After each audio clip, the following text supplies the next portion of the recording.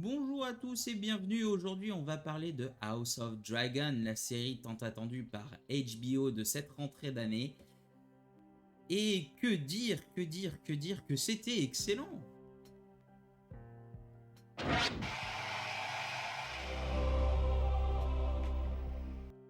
Mais avant de parler de l'épisode, je t'invite à t'abonner, à liker la vidéo et aussi à mettre la cloche. Pourquoi? Parce que nous allons suivre cette série. Et si tu veux voir mes autres reviews de cette série, mais aussi des autres séries qui sortent en ce moment, n'hésite pas à t'abonner. Mais aussi n'hésite pas à rejoindre le Discord de Paradox. C'est un Discord qui te permet d'avoir une génération de clés pour certains services de VOD ou VPN gratuitement. Je te mets le lien dans la description, t'as juste à cliquer et à aller voir.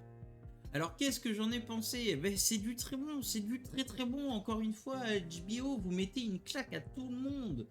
Que ça soit Netflix, que ça soit Amazon Prime, et que ça soit ou que ça soit Disney, vous leur expliquez comment on fait une vraie série.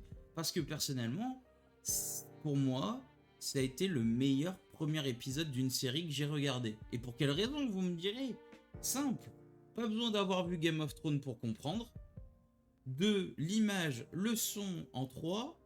4. Les personnages et les acteurs qui jouent très bien. Et une histoire qui paraît somme toute simple à comprendre comparé à l'époque avec Game of Thrones. Vous vous rappelez, le premier épisode était assez fouillis, un peu complexe avec tous les noms et tous les villages à retenir. Oui, parce que là, en fait, cette série va se concentrer que sur une seule famille. On va peut-être avoir des interactions, on a entendu des noms, on a entendu du Baratheon, on a entendu du Stark, on a entendu du Hightower. Mais au final, la série va se concentrer sur les Targaryens. Les images sont folles et on voit bien que les 20 millions de dollars par épisode, ils sont présents, on les voit. On les voit à l'écran et ils sont très bien mis en scène. Pour la musique, c'est vrai que on pourrait peut-être leur reprocher un petit manque d'originalité, mais au final, reprendre le thème de base, qui est un thème iconique et qui est rentré dans les oreilles de tout le monde, et juste le remasteriser avec 2-3 sonorités en plus, franchement ça fait le café, ça donne un peu la nostalgie à ceux qui ont regardé Game of Thrones. Et que dire des acteurs? Les acteurs sont parfaits, franchement il n'y a rien à dire. Que ça soit Viserys, que ça soit Daemon Targaryen, ils font le très bon choix HBO à chaque fois. On prend une tête d'affiche qui est ici Matt Smith, qui a joué dans l'excellentissime série Doctor Who, dont un jour je vous parlerai, mais aussi dans The Crown. Et il est entouré d'acteurs un peu moins connus, mais qui font tout autant le taf. Après, il est vrai que quand on voit Matt Smith à l'écran, donc c'est-à-dire Daemon Targaryen, on a l'impression qu'il vole la vedette à tout le monde, mais en même temps, quel charisme! Après voilà, je vais pas vous faire tout un résumé détaillé de l'épisode. Pour moi, vous avez des yeux et vous n'êtes pas débile, vous savez ce que vous avez vu à l'écran.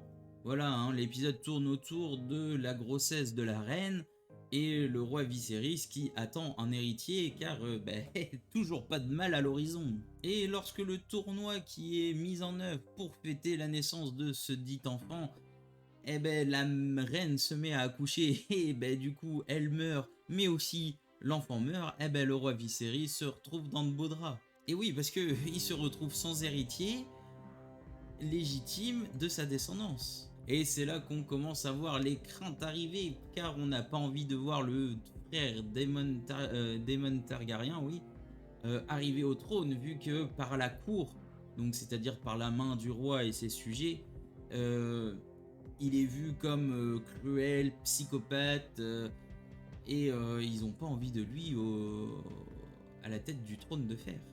Alors il est vrai que dans l'épisode, on nous dit que il faut qu'il pense à sa succession, alors qu'au final il paraît pas bien âgé, mais il y a quand même 2-3 petits indices qui vous sont glissés dans l'épisode pour vous faire dire que Viserys va pas passer les meilleurs moments de sa vie dans les prochains mois, dans la série bien sûr, car à un moment on le voit bien, il a une sorte de coupure au dos qui pustule méchamment. Voilà, j'en dirai pas plus, mais ça craint du boudin à l'époque pour lui. Puis de toute façon, personnellement, ayant lu les livres, j'ai envie de dire, je connais un peu l'histoire, ayant lu aussi le livre Feu et Sang, donc je connais l'histoire, donc j'en dirai pas plus, mais vraiment à l'écran ça se voyait clair comme de l'eau de roche que on voulait nous faire comprendre quelque chose avec cette scène.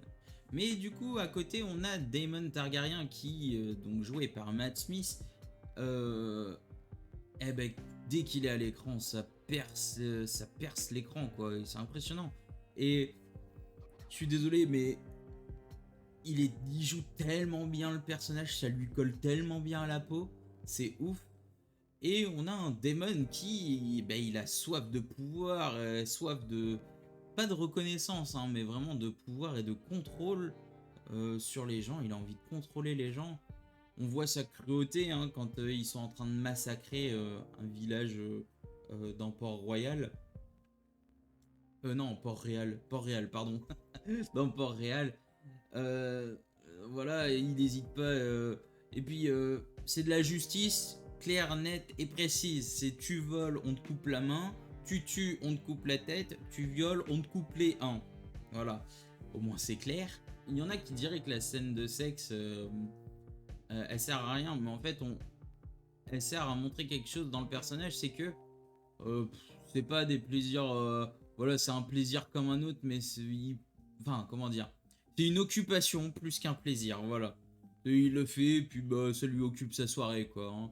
Après, on le voit un peu plus tard, donc après la mort de l'enfant, il est en train bah, de faire une petite beuverie et une orgie en même temps. Et soi-disant, il porterait les mots qu'il faudrait pas, l'héritier d'un jour et tout ça. Et donc, il est convoqué donc, par son frère qui va lui faire une remontrance.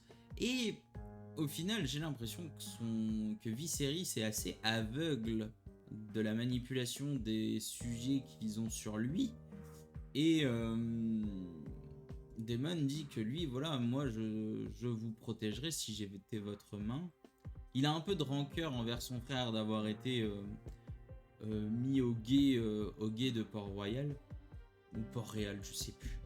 Et donc l'épisode se termine car le roi donc décide de choisir comme héritier officiel une héritière qui est donc sa fille Rhaenyra Targaryen. Et c'est là donc au moment de la cérémonie où il doit annoncer qu'elle est l'héritière principale qu'on a tout le name dropping, on a le droit à du Lannister, on a le droit à du Baratheon, on a le droit à du Hightower, on a le droit à du on a le droit à Stark aussi. Voilà, donc c'est vraiment pour la nostalgie et pour faire un peu de name dropping, mais qui à mon sens est assez correct. Hein, de toute façon, il rentre bien dans la scène. Et ce qui est bien, c'est que comme je disais au début, bah, si vous avez jamais regardé Game of Thrones, ok, c'est des nouveaux noms, mais vous comprenez totalement l'épisode. Donc voilà mon ressenti à chaud. Franchement, c'est très très bon, c'est excellent et là au moins, j'ai aucun souci, j'ai le cœur léger en parlant de House of Dragon, car je sais que ça va être du très bon. Je sais qu'ils vont éviter de refaire les mêmes erreurs que dans Game of Thrones, c'est-à-dire que ça soit un peu trop lent, que ça soit un peu trop fouillis. Déjà, ils ont l'avantage, c'est que là, on n'est qu'avec une seule maison, voilà, une seule famille. On n'en aura pas 15 où on se perdra dans les noms, dans les villes et tout ça. Non, et puis voilà, c'est vrai que jusqu'ici sur la chaîne, j'avais un peu fustigé tout ce que j'avais regardé, mais en même temps, comparé à ce qu'on vient de voir là, je suis désolé, hein, mais ça prend des claques, hein. Les séries Disney, vous pouvez aller vous recoucher. La série Obi-Wan, elle peut aller se faire voir mais 15 fois. She-Hulk, j'en parle même pas. Voilà, Netflix qui nous spamme Sandman qui est très bien, hein, je dis pas. Mais ça fait un peu pâle figure. Amazon Prime qui va arriver dans 2 semaines avec Le Seigneur des Anneaux, ça a intérêt à être du même acabit. Sinon, ça va être une victoire totale de HBO sur Amazon. Pour finir, je vais pas faire le faux cul à faire des théories alors que j'ai lu les livres, hein. De toute façon je vais pas vous spoiler, je suis pas un salaud comme ça. Et je ne suis pas un faux cul, à faire des fausses théories avec la vraie théorie qui serait ce qu'il y a dans les livres, comme certains peuvent faire. Je préfère amplement que vous me mettiez dans les commentaires ce que vous, si vous n'avez pas lu les livres, ce que vous pensez de l'épisode, mais aussi de ce que vous pensez qui va arriver. Je vous souhaite une très bonne journée. Tchuss!